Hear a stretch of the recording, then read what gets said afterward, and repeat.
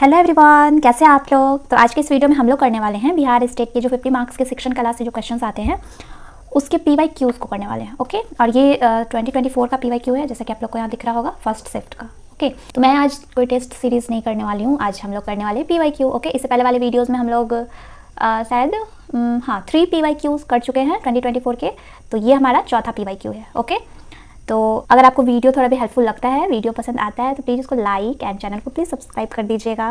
Okay, तो चलिए शुरू करते हैं। सबसे पहला क्वेश्चन हम लोग देखते हैं।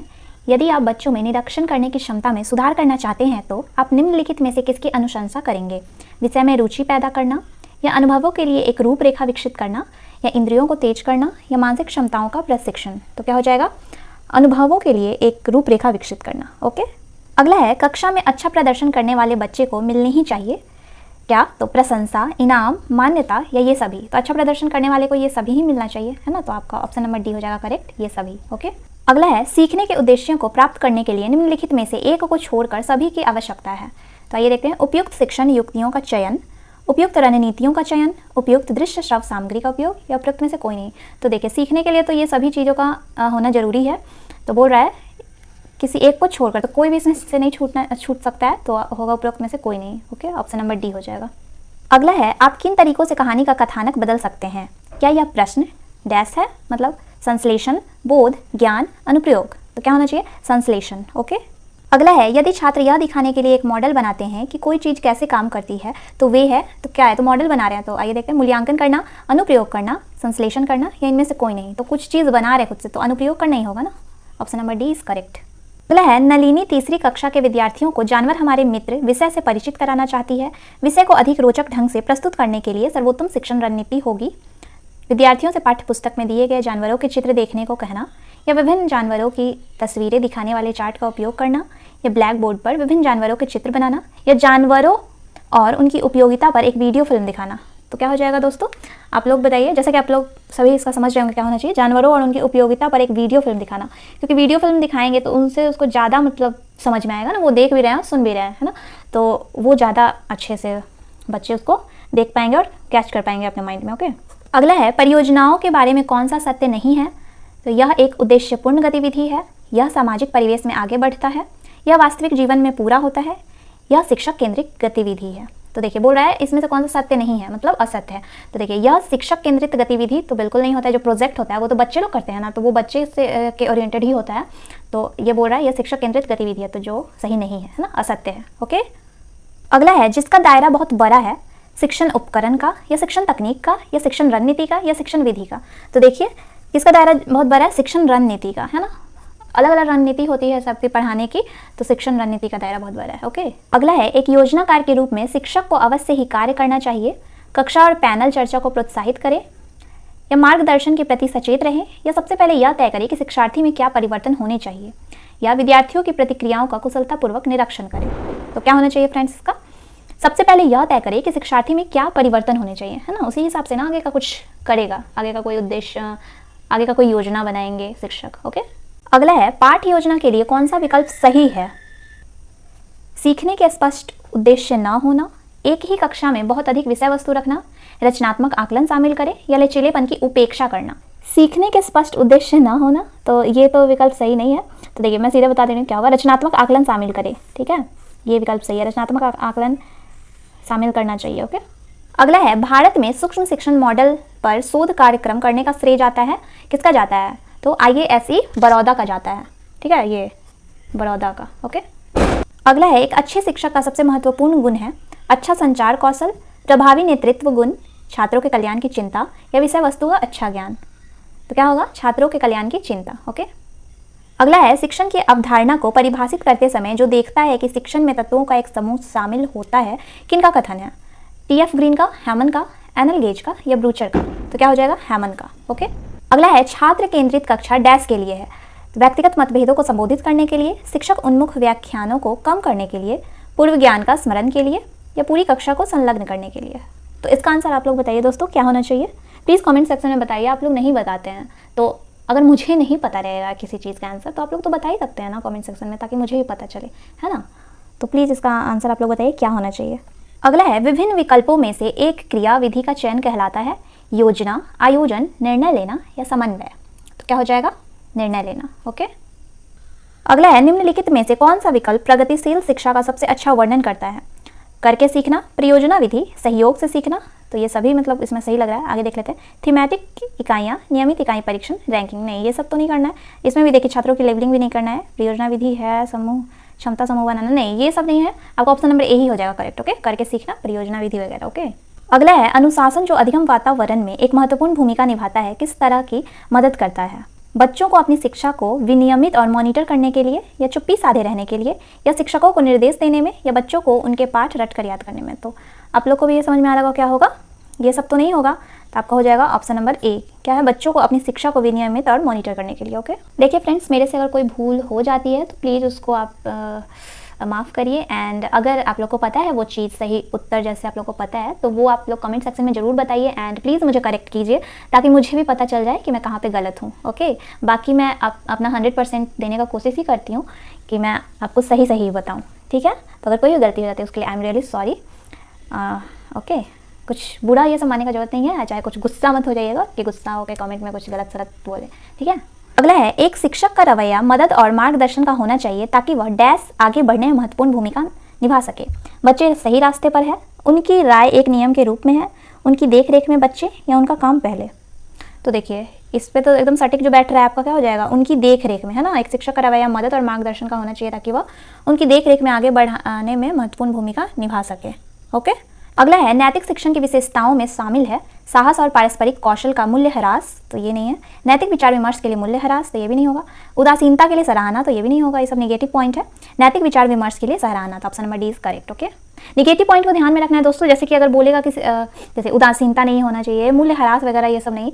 और बहुत सारे नेगेटिव पॉइंट है जो आपको ऑप्शन में देखते ही पता चल जाएंगे, जैसे कि बच्चों का रैंकिंग नहीं करना है, लेबलिंग नहीं करना है, बच्चों को कंपेयर नहीं करना है।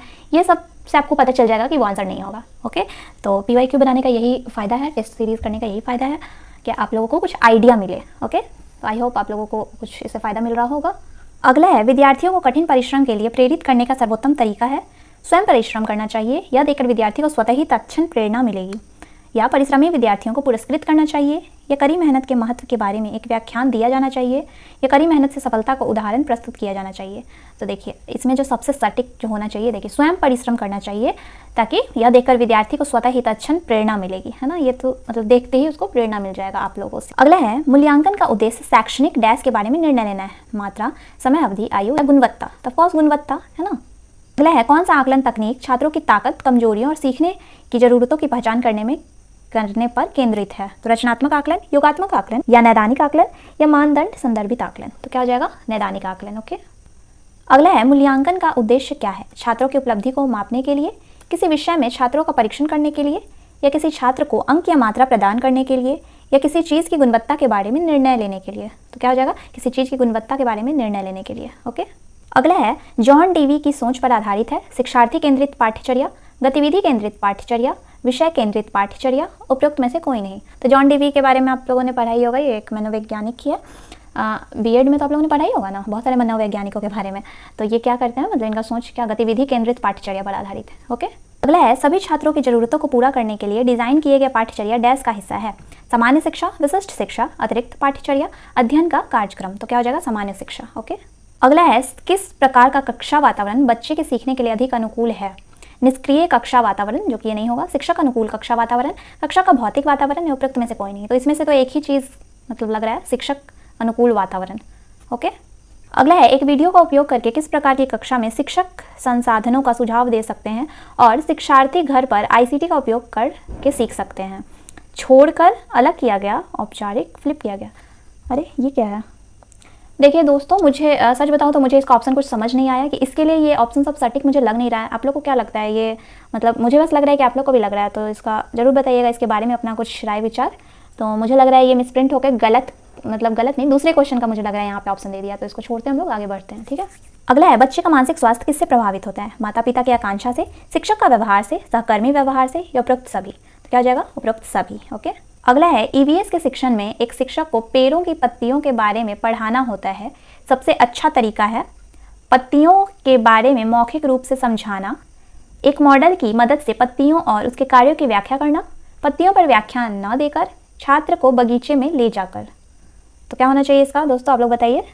देखिए क्या होगा, छात्र को बगीचे में ले जाकर, तभी तो वो अपने मतलब वातावरण में उस टाइप के माहौल में रहेंगे, तभी तो उसको ज़्यादा ध्यान उस पर जाएगा, है ना। सीधे व्याख्या करेंगे मौखिक रूप से समझा के, ये सब तो उनके दिमाग में कुछ बैठेगा ही नहीं, ठीक है, क्योंकि बच्चे हैं ना, तो बड़े तो है नहीं, इसलिए छात्र को बगीचे में ले जाकर प्रैक्टिकली उनको बताना चाहिए। ओके, अगला है, एक शिक्षक प्रत्येक बच्चे को अपने घरों से कुछ अपशिष्ट पदार्थ का उपयोग करने और इससे कुछ उपयोगी बनाने के लिए कहता है।